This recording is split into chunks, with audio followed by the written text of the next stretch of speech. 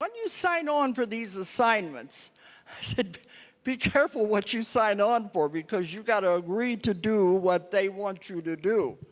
Go where they want you to go, to do what you want to do. But they have told me many times through my clients, you find your passion. You find what you're really supposed to do, what you're here for. You don't get sick and you don't age, because you're doing what you're supposed to be doing. And you're happy doing it.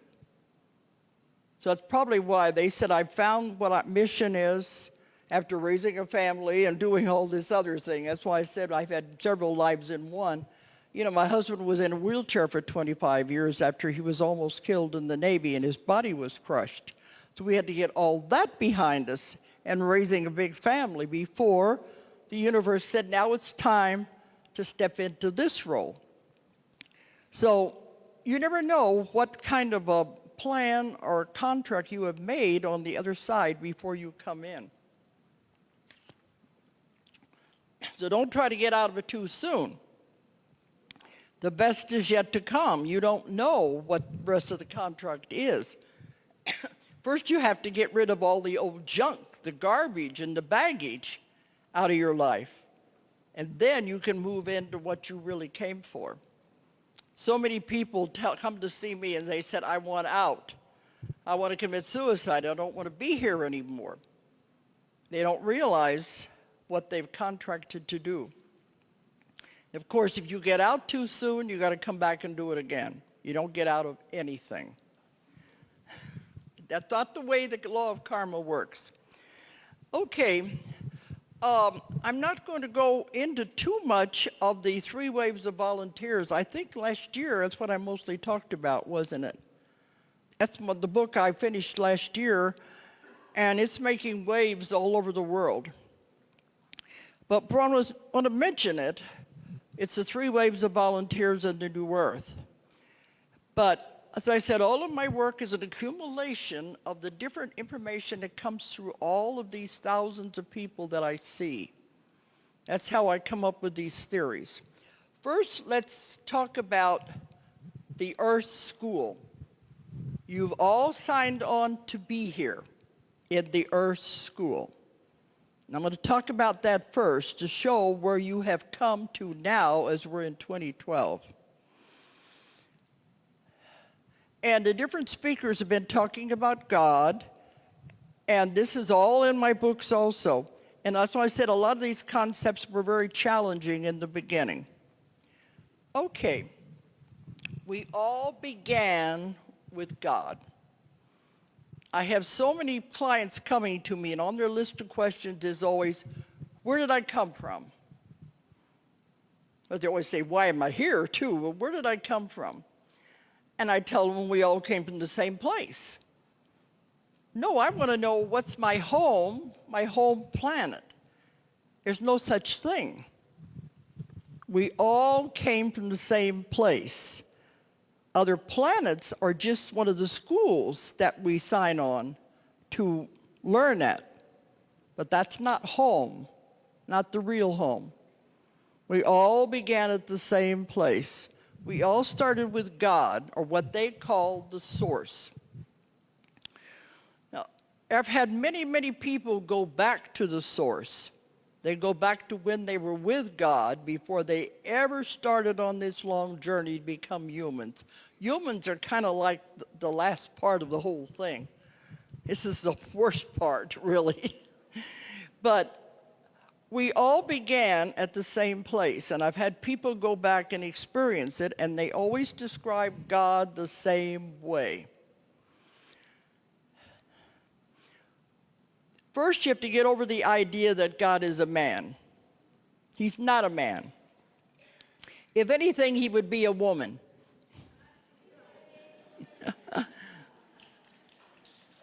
Because women are the creative power. But he's neither one. He's not male or female. There is no gender. And when people go back to be with God, they're just doing instead of going to past lives, this is what they do. They go back to the beginning. They always describe it the same way. that God is like a huge energy force. They describe it like a big bright light. Some of them say they are in the sun, but it's not hot. Other ones say the great central sun is what they call it. But it's a huge light. And when they're there, there's total love. They don't want to leave. They're all together. Everyone is together, and they all want to stay there. They don't want to leave. It is so much love and is so much beauty. And when I've had people go back there, they say, "Don't wake me up. I want to stay here because it's so beautiful." And afterwards, the ones I work with, they always come through the people I work with, and they said that the person who had the session, they wanted to get a taste of what it was like. It was one of their questions. They wanted to know, what is God really like? They wanted a taste of home. But they said, we can just give her a taste. If we showed her what it was really like, she wouldn't want to return. But you gave her enough so that at least she'd have an idea of what it was like. It's so beautiful and so wonderful. They said, a human being cannot really understand the totality of God, of the source. It is so enormous. They said, our belief in God and our concept of God is like a tiny thread compared to what it really is. We cannot understand the totality of it. Then they said, consider the other people out there who don't even have the metaphysical background. Their concept of God isn't even as big as a tiny thread. That's how hard it is to understand. But they said it's the glue that holds everything together. If it were to wink out for a fraction of a second, everything would disintegrate. That's how powerful this is. And I've gone into a lot of this in my books, the different versions of the dreamer dreams a dream, life is an illusion. One concept I like to bring up that may shake you up a little. This building, this room, didn't even exist until you collectively decided to be here today. Is that a little hard to understand? This is the kind of concepts I'm getting. It's the collective consciousness of how it creates. That when we decided to come here, we constructed this thing out of the energy, because everything is energy. And that's how it works. When we all began, we were all part of God. This beautiful light, this huge energy, total love, we all began there. And God decided he wanted to learn, he wanted to know, he was curious. So what happened? He burst out in all directions. It's called, some of them call it the Big Bang Theory.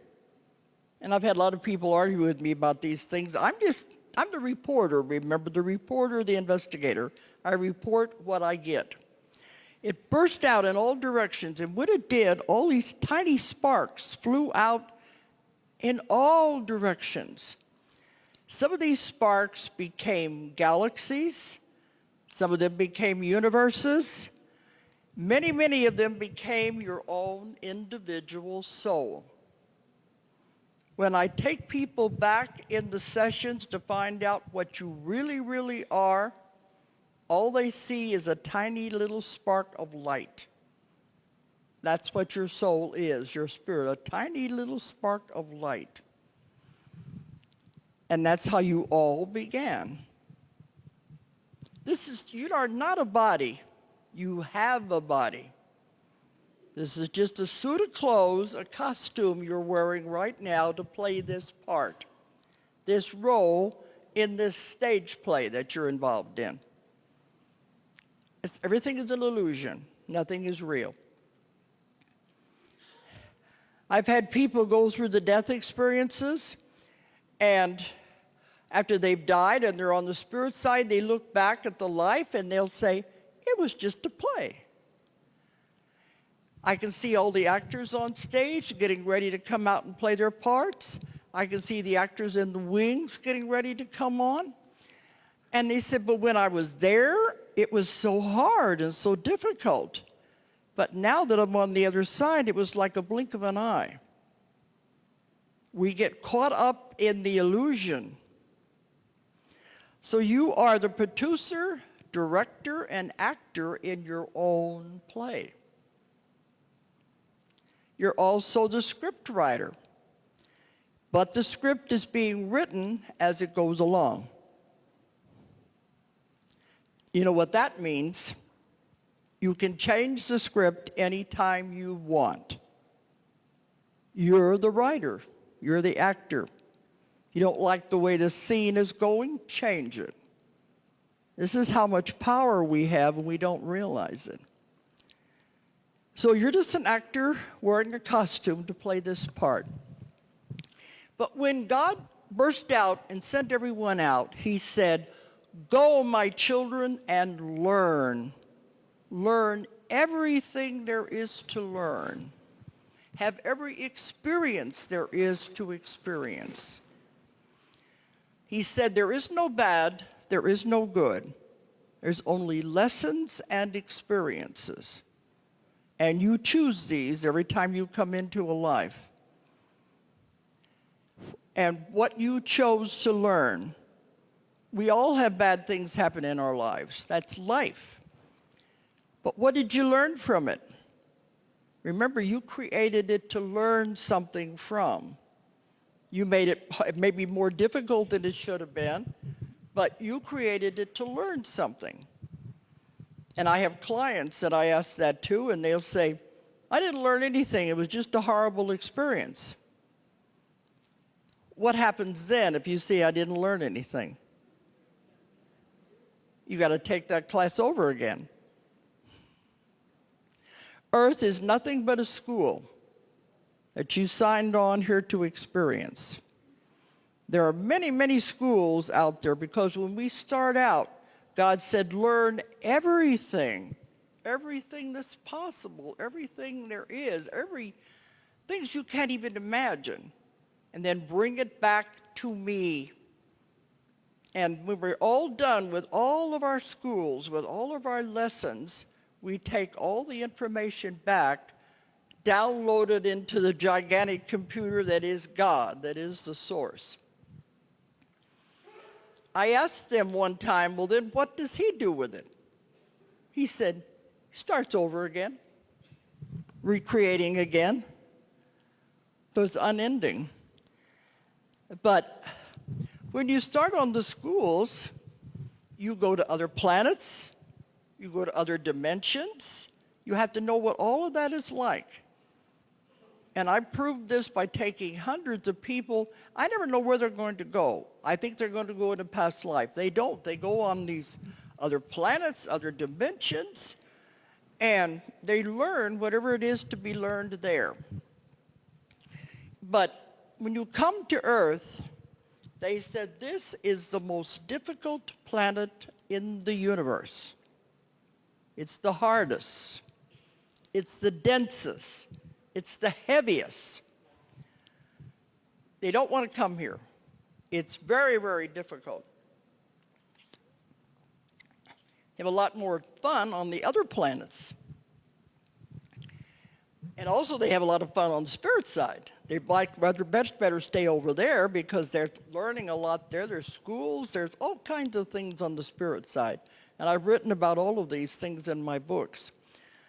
But when they decide they're going to come to Earth and take on Earth's school, they're warned. This is going to be very difficult. You know this, don't you? Once you sign on for the Earth school, it's a long school. You can't get out of it until you are finished. You have to take all the grades, all the steps. You can't jump from kindergarten to college. You have to finish this class before you go to the next class. If you fail that class, There's no judgment. You just take it over again. And I've had many clients who are taking the same class over and over and over again. They go through maybe 4 or 5 lives with the same people, same circumstance, and they still haven't got it. You probably know people like that in your own lives, drawing the same circumstances to them time after time, the same kind of people to them time after time. Like, when are you going to get it? Now, the universe, one's running all of this, and I'm glad somebody's running it. They don't care how long it takes you to pass one class, one grade. You have eternity. But do you want to take eternity to learn one little lesson? While everybody else is going on to high school, to college, you're still stuck on the 2nd grade. If that's what you want, it's your free will. You can do it. But if you realize you're just repeating the same class over and over again and not moving forward, then it finally begins to get into your head, okay, I don't need to keep repeating this. I'm going to move on. Then you go to the next class, the next grade, which may or may not be easier, may be harder, but at least it'll be different. Because there's no judging. You judge yourself. You decide yourself what you're going to learn when you come into a life. You set up the circumstances. Everybody here has been saying the same things. You choose your parents. You choose where you're going to live, the environment, what is going to be the best for you. You decide it all. But you have all these advisors over there, and they're always trying to help you. They can't tell you what to do, but they can help you. They said, are you sure you want to do this? And he said, oh yeah, I want to get rid of everything at once. I want to get rid of all the karma. And you pile your plate pretty full. Are you sure you want to do that? Yeah, I want to get it over with all at once. Say, okay, we'll be there to help you, but it's going to be very difficult. Because so many of us have taken so long to learn the lessons, we're caught on the wheel of karma. We haven't got it. We keep making the same mistake over and over and over again. And you don't get out of anything. You have to take that lesson until you learn it. And you keep coming back with the same people, just playing different roles. You be the husband this time, I'll be the wife. Or you be the mother, I'll be the child. Maybe we can figure it out. But it's the wheel of karma. One of the only things that Jesus came to teach us was how to get off the wheel of karma. We were going round and around and around. We were not moving upward. So he came to show us how to get off of the wheel. Of course, the only way is always with love. Love is the greatest thing there is. God, the source, is total love. And that's all they're ever trying to teach anyone. It's just that a life on Earth is so much difficult. I said this is the most difficult planet in the universe.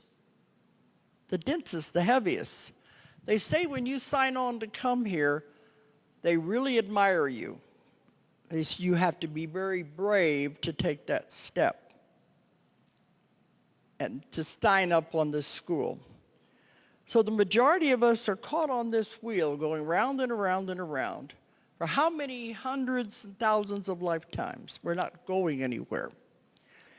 Now, these 3 waves of volunteers that have come in, that are volunteering, their energy is needed to help with the ascension, to help with the shifting. It is needed to help raise this.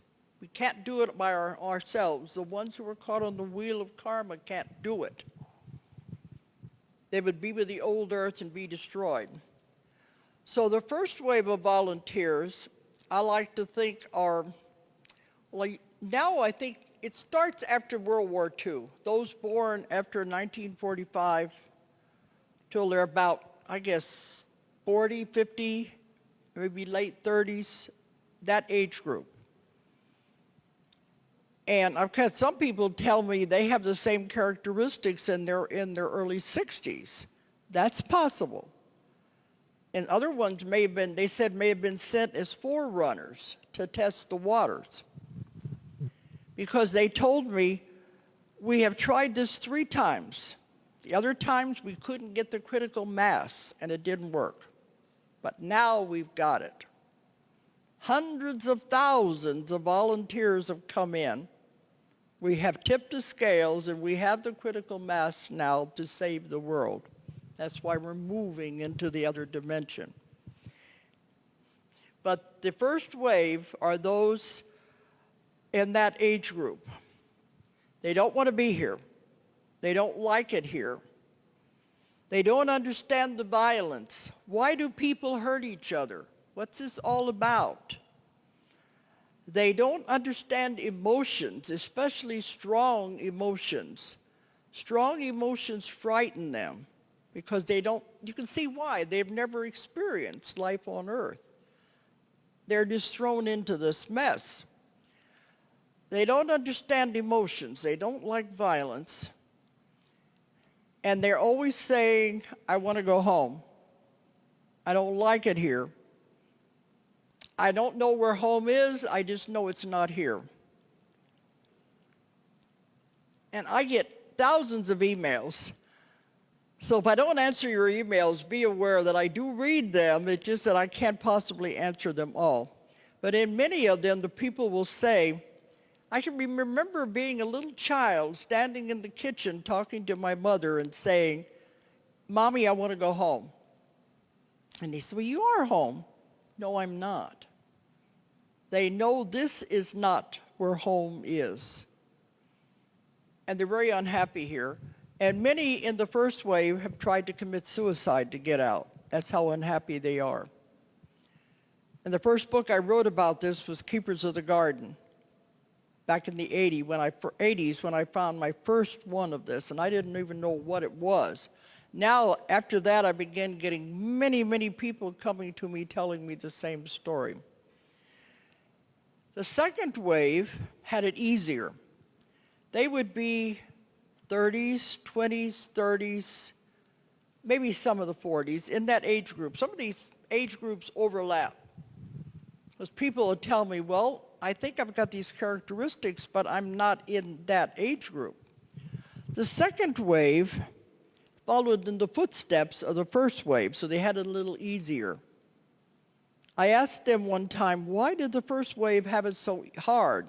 They said, because somebody had to be the one to be the way shower, the pioneer, to start that out, to set the path for the other ones to follow. That's why it was more difficult. So the second wave have come in.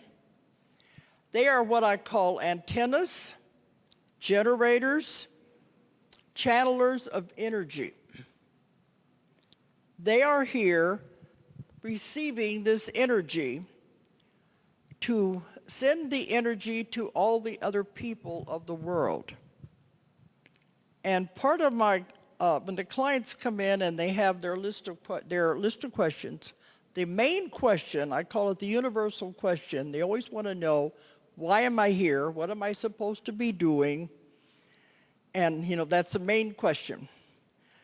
So when I get these people, they always want to know, why am I here? They're always told, you're here to generate energy. You're here to spread the energy. The second wave people can walk through a crowded mall of people and affect everyone that they come in contact with. They don't know it consciously, but they affect every single person they come in contact with because they are channeling this energy to help change the people and raise the vibrations of the earth. That's what I mean. That's why they're here to volunteer these jobs. And the people say, well, what am I supposed to be doing? They said, you're not supposed to do anything. You're just supposed to be. And this one man said, but I want to do something. You are doing something just by being. But there's a paradox here. These people are supposed to be spreading energy to people, but they don't like people. they'd rather stay home by themselves. Many of the second wave live alone. They work from their homes. They have no desire to go out and mix with people. They don't like the energies of the other people. Many of them don't get married. First and second wave, many of them don't marry and don't have children because having children, you create karma. And when these volunteers come in to Earth, they have a coating, a covering, a sheath over their body, their soul, to keep them from accumulating karma. It kind of bounces off of them because they don't want them to be stuck here. Do your job and get out. So they're just here to help. So the second wave had it a little easier, but still you're here just to generate energy and help people. The third wave, of course, are the children, the new children that have come in. Everybody's DNA is being changed. It's all part of this shifting into the new earth. Everybody's DNA is being changed. Now with this shifting, the older people are having the hardest time adapting. Of course, the young people are already there. Their DNA is already where it's supposed to be when they come in. They're so advanced. They're there already. That's the third wave. The gift of the world are these children. But the other ones, we have to catch up. But I said it has to be a gradual process, a gradual shifting. And many of these, especially the older people, they said if you can't handle it, you'll transition. Because now the energy is speeding up and they're moving much, much faster.